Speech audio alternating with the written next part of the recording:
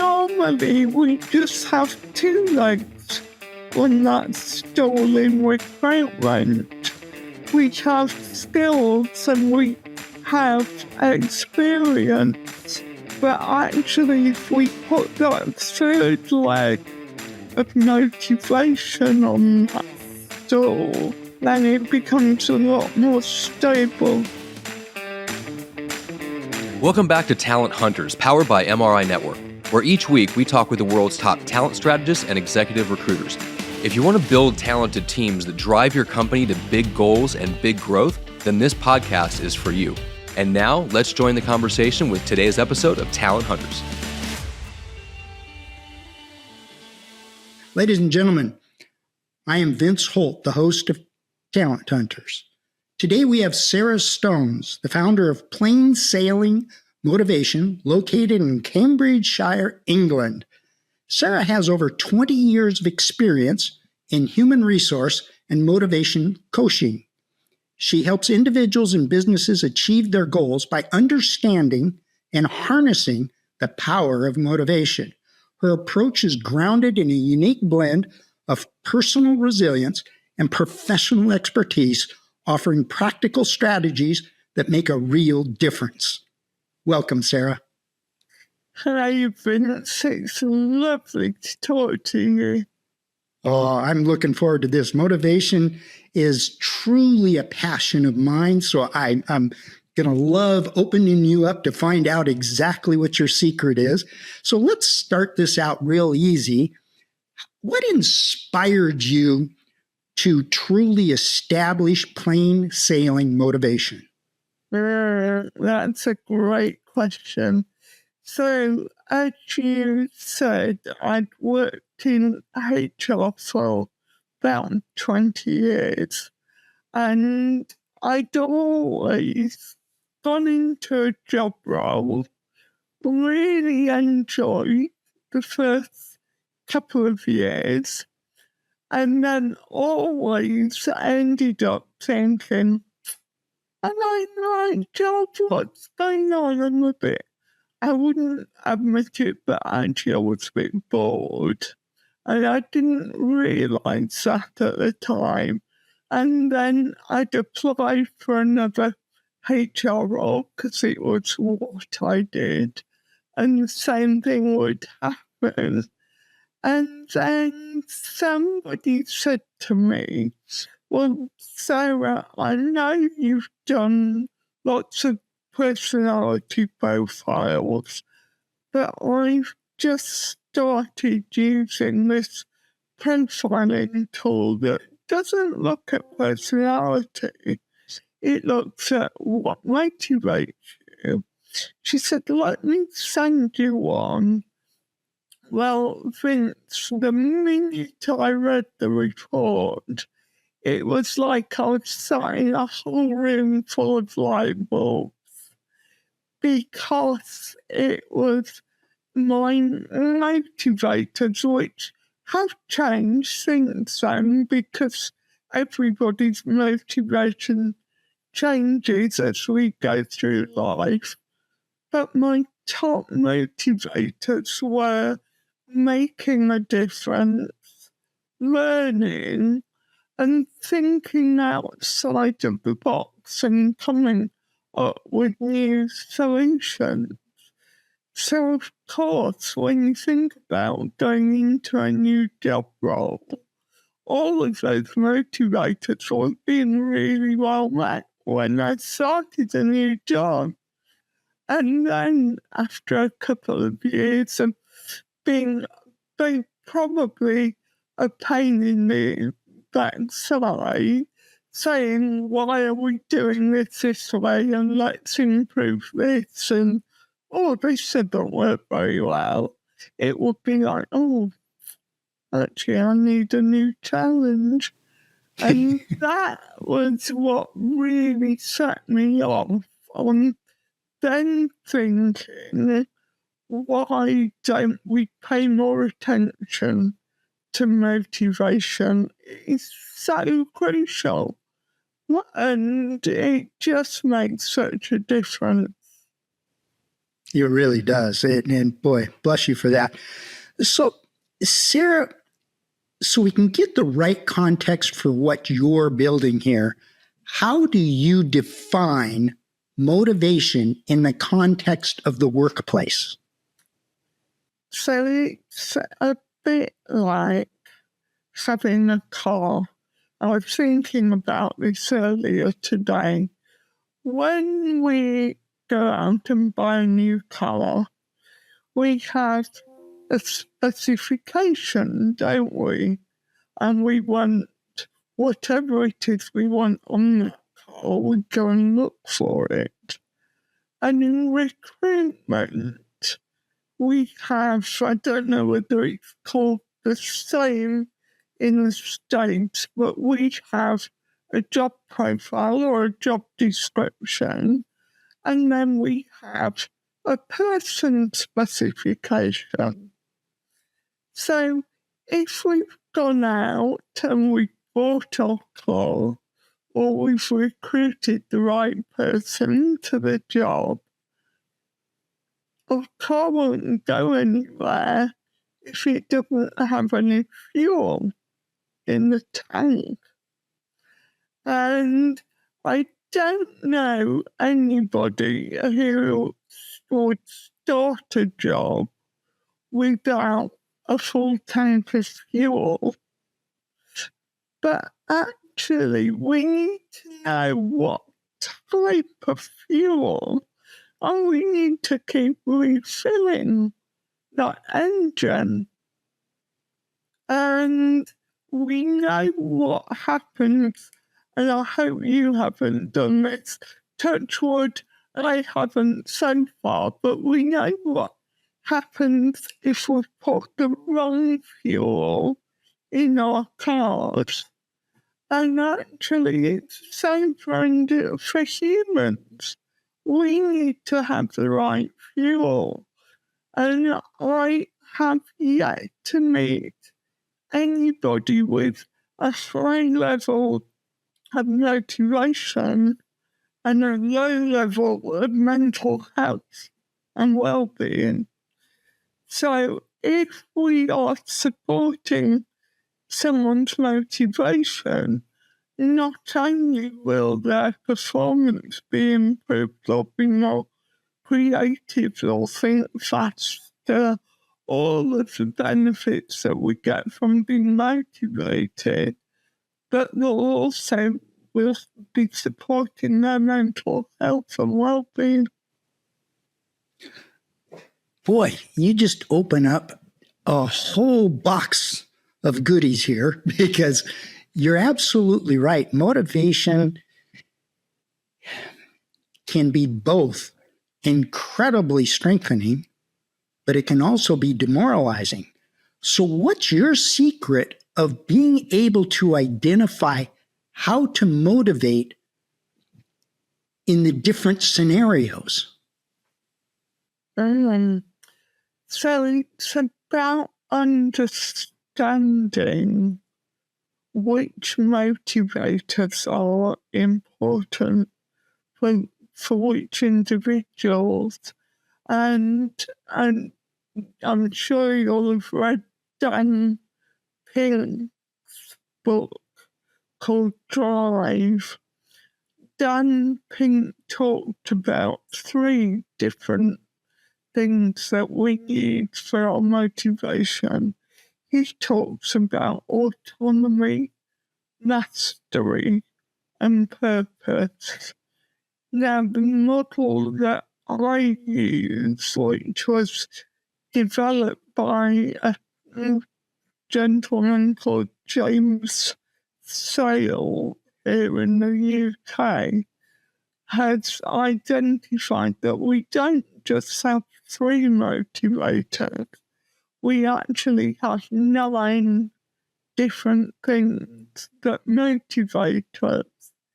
And they include mastery, autonomy, and purpose. But for some people, relationships and friendships at work are really important. For some people, it's having security and stability and knowing what they're going to do and when they're going to do it. For some people, having a job like that would drive them mad. So for someone like me, I thrive on not quite knowing what's going to happen and having all those different things. And some people, it's about learning and development, and that's really key to them. For some people, it's about being in charge. And for some people, although a lot fewer than is the norm or the expected norm, then money is a motivator. But and don't get me wrong, we all need a certain level of income. But I think there's this widely held wrong belief that when people go to work for money, and actually meaning and purpose is the motivator that I find most often in people's top three. That's amazing, because you're right. With the experience that I've had, I've spent nearly 40 years in recruiting. And it is amazing how many people consciously point towards money as their primary motivator. And it's because I'm really old, okay? I've come to the conclusion that the people that feel that they are motivated by money aren't digging deep into what really is motivating them, because that's just the topic at the top right now because of the need. Do you agree with that?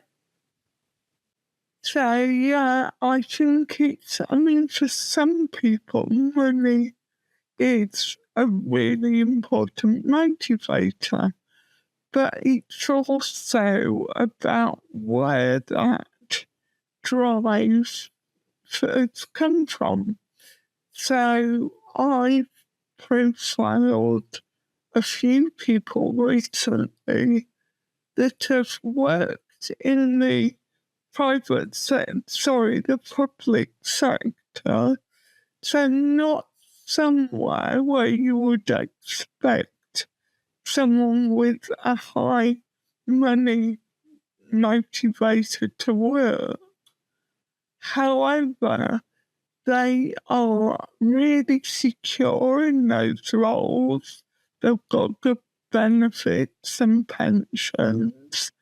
And actually, when we dug a little deeper in the motivational coaching session, those individuals have been brought up using food banks. And so their money motivator was driven. It was an away from motivator. It was so that they didn't have to use food banks when bringing up their children. So the motivators are also towards or away from motivators. And a spirit motivator, which is all about freedom and independence, is not about having a lot more freedom, or is it about running away from a controlling environment? So are we moving towards that freedom or away from something else? Does that make sense? Oh, absolutely. Absolutely. So, boy, I can see where you sitting down with an individual, you know how to tap into discovering what would motivate an individual. How do you coach company leaders, corporate leaders? How do you coach them to discover what can motivate their employees? So it's really interesting when we profile a whole organization, and we can sometimes see a mismatch between the motivators for the senior management team and the board level and the motivators for the rest of the organization. So it could be a way that could show out, could be that actually the board all wanting freedom and independence, or that's a really strong motivator coming out of that senior leadership team. So they just want to leave the team managers to be able to get on and do the work in the way that they want to, for example. But if the leadership teams want more direction, then actually they'll be going, hey, we need a bit more guidance here. And another example of that would be if you've got an organisation where actually expertise and you've got a lot of people with a high level of expertise in the organisation, and that expert motivator, they will be so motivated by supporting other people, mentoring other people, having mentors and people that they can learn from, sharing their knowledge and going on additional training. Well, let's really, if we know that, then we can be supporting them in the right way. But so it's about profiling the organisation and then looking at how we can use that knowledge to support the people in the organisation now, but also looking at the motivational profile. Are there any gaps that when we go to recruit, it will be useful to recruit people with those specific motivators? And what I found is that when I write an advert using the language of the motivators that we are looking for in individual candidates, we attract more people with those motivators. And so it becomes a bit self-selecting if we're using the right language in the job description and the role profile. Boy, so profound. It's amazing. In your years of focusing on motivation, do you have a success story that you're most proud of? Oh, that's a great question. So it was actually one of the first people I saw. And it was a young man who was really, really struggling with his mental health and well-being. He wasn't in employment or education. And we did his profile, and his top mate. So this was a young man who was struggling to engage with anybody. He was in a really dark place. we did his profile and discovered that his top motivators were learning, making a difference, and building strong relationships. And he read his report and he actually came through to speak to me after the training session, which in itself was a huge thing because he'd not engaged with anybody in the lunch break or throughout the day. And he said that reading his report had made him realise why he was feeling the way he was feeling, because he wasn't getting any interactions. He wasn't making a difference. And this was a young man who desperately wanted to go to university, but because of his challenges hadn't been able to go.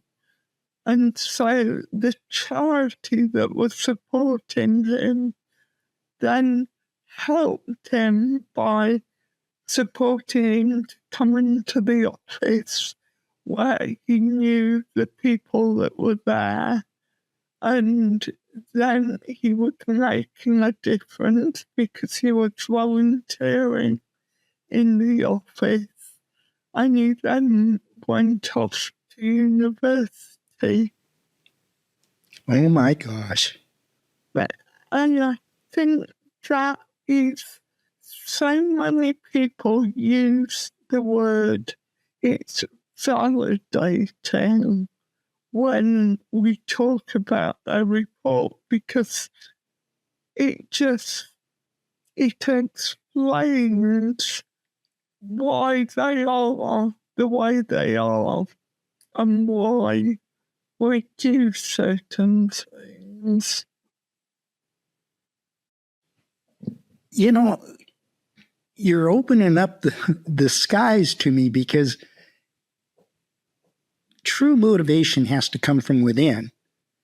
And if you don't know what motivates yourself, which a tremendous amount of people don't know what they're motivated by, they're just existing,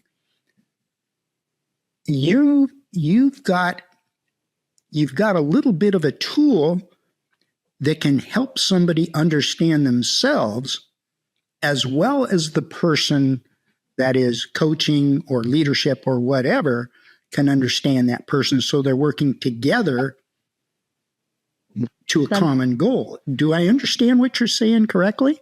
Completely. So as I said before, I have clients that use the profiles in recruitment. So and I think, how lovely is it for those candidates that have been for interview? So for the ones that aren't selected, here's our gift to you. You have a profile that you can use to help you with your future job search. And for the candidates that are appointed, when that report is shared with the manager, wow, we've got an instruction booklet or a manual on actually what I need to give this person to keep their tank of fuel topped up. What a great analogy. What a great analogy.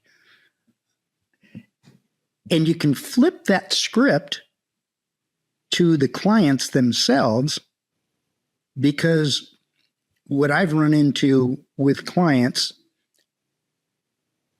some clients really understand what they have to offer their people. It's not just what they have to offer their customers and so forth, but some clients truly understand what they have to offer their people. And those appear to me to be some of the most successful companies. But what you're talking about, you can profile the clients too, to find out truly what's inside of their organization that they have to offer potential employees other than quote unquote money, although that's important, don't get me wrong. But it's been my experience, people think they go to work for money, which is true. They got to pay the bills. But the minute you clock in at work, you're not thinking about the money. You're thinking about what you've got to do that day. And if it's something that I'm motivated by, whether it's my motivation is competitiveness, somebody else's motivation might be purely security.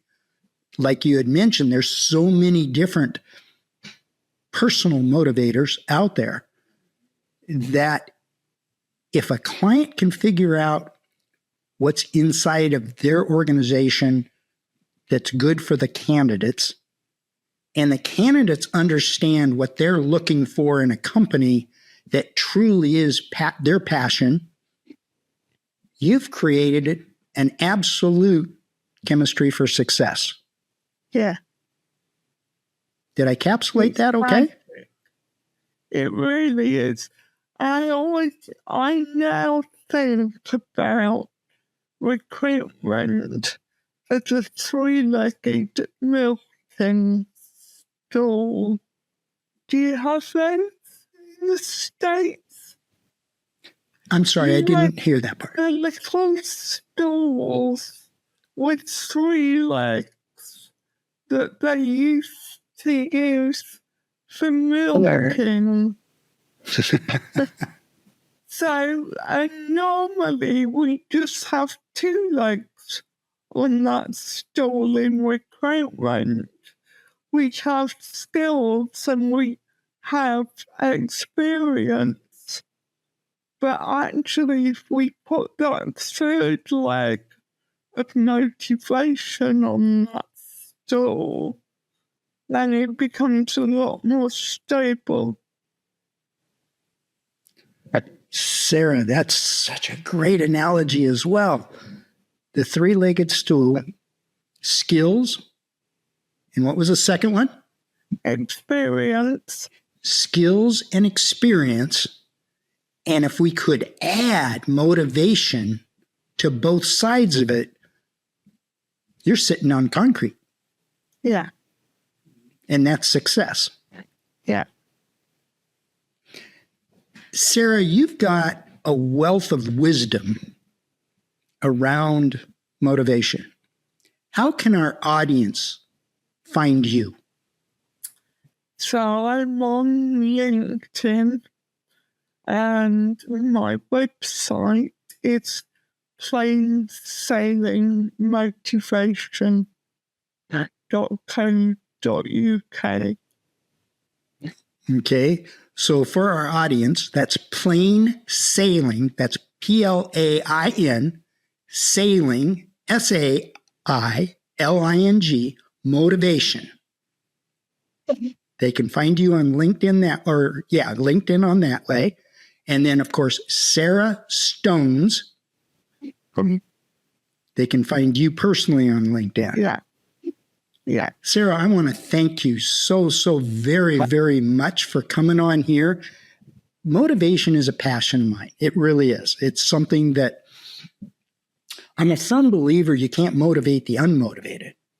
But what you just discovered or made me aware of is maybe I've just never understood or tapped into that person that's not unmotivated. Maybe I just have never tapped into really what the key to their motivation is. And I thank you for opening my eyes.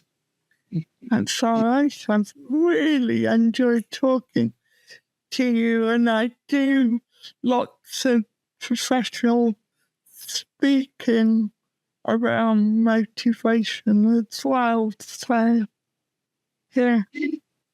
Well, I hope our audience checks into Sarah Stone's and checks into plain sailing motivation. And Sarah, I want to thank you again for taking the time to be with me. I thoroughly enjoyed this. That's great. Thank you, Bill.